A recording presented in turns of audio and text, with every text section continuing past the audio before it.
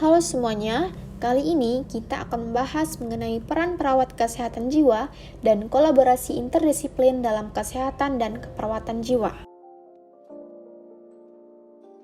Pertama, terdapat banyak sekali peran perawat kesehatan jiwa, di antaranya melihat dan mengamati perubahan sikap dan perilaku pasien, mencontohkan sikap penerimaan terhadap masalah yang dihadapi, memberikan respon yang cepat pada klien jika ingin mengungkapkan masalah yang dialami. Yang keempat, mampu memahami kondisi dan keadaan yang dirasakan pasien, kemudian mampu melibatkan pasien dalam berinteraksi dengan lingkungan sekitar.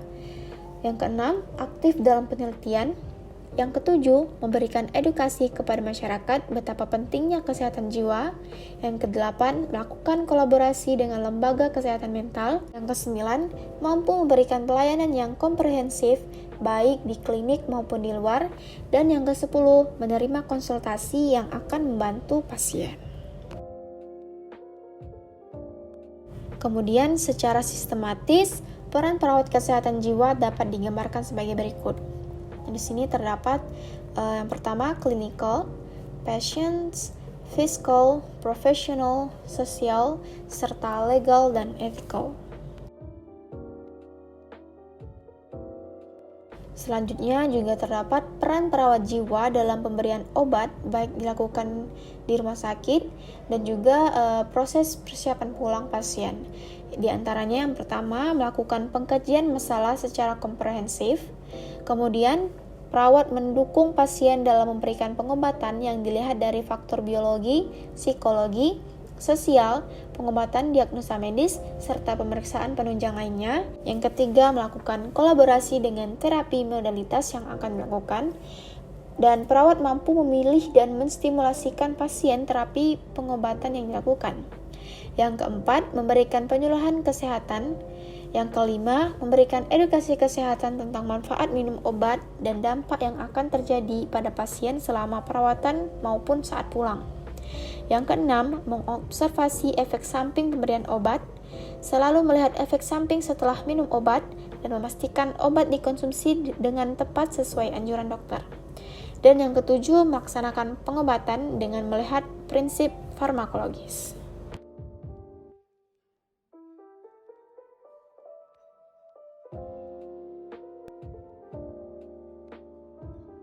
Kemudian, perawat harus memastikan prinsip dalam pemberian obat sudah tepat dan harus mampu bekerja sama dengan pasien dalam yang pertama melakukan modifikasi pengobatan, yang kedua melakukan tindakan keperawatan sesuai dengan rencana tindakan keperawatan, yang ketiga melakukan program lanjutan pengobatan pasien, dan yang keempat melakukan penelitian terkait.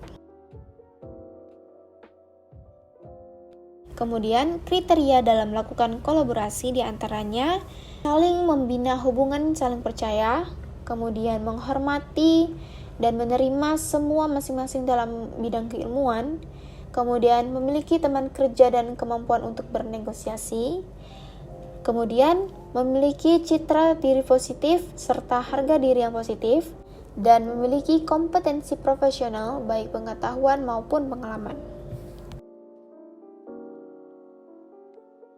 Kemudian terdapat interdisiplin dan kolaborasi. Interdisiplin yaitu suatu bentuk kegiatan atas dasar komitmen yang disepakati, jelas peran yang disesuaikan profesi masing-masing, sehingga memerlukan kerjasama dan integrasi antar satu dengan yang lainnya.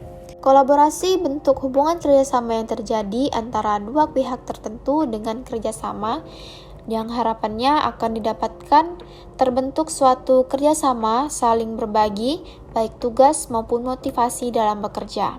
Kolaborasi dalam kesehatan dan keperawatan bisa melalui bentuk kolaborasi perawat dokter, dan tim kesehatan lainnya yang akan merencanakan dan praktek bersama sebagai tim.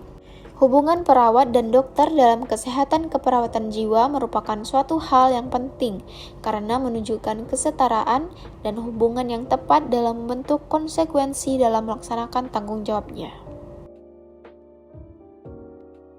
Kolaborasi interdisiplin yang efektif dan efisien meliputi komunikasi, kerjasama, tanggung jawab, ketegasan, koordinasi, komitmen, dan kewenangan.